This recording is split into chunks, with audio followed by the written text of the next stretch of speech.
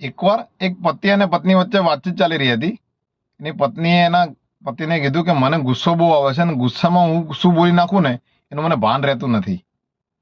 એના પતિએ હાર્ડવેરની દુકાનેથી એને ખીલીઓ લાવી આપી અને એક હથોડી આપી કે જ્યારે જ્યારે તને ગુસ્સો આવે ને ત્યારે ત્યારે કોઈની પર ગુસ્સો નહીં ઠાલવવાનો.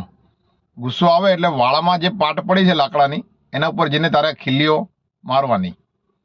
હવે એની પત્નીને જ્યારે જ્યારે ગુસ્સો આવતો ત્યારે લાકડાની પાટ જે વાળામાં પડી છે એના પર ખીલીઓ મારતી.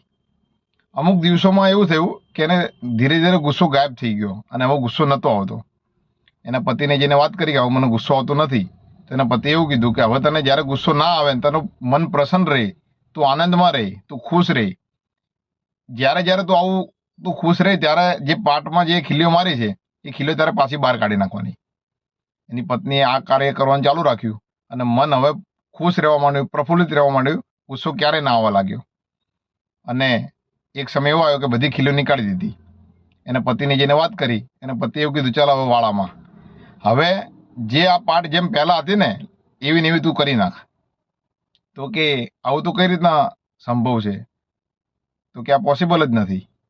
તો એના પતિએ એવું કીધું કે આના ઉપરથી હું તને એમ કહેવા માંગુ છું કે આપણે જ્યારે જ્યારે ગુસ્સામાં હોઈએ છીએ, જ્યારે જ્યારે આપણે ગુસ્સામાં જે શબ્દો વાપરી નાખીએ છીએ એવા સામેવાળાના મન ઉપર એવી અસર થાય છે એ ગુસ્સાની કે આપણે એને માફી માંગી લઈએ, આપણે એને પસ્તાવ કરી લઈએ, પણ એના મનમાં આ જેમ લાકડાના પાટની અંદર જે આ કાણા રહી ગયેલા છે એવા ઘા એના મનમાં રહી જ જાય છે અને એ ક્યારેય દૂર થતા નથી.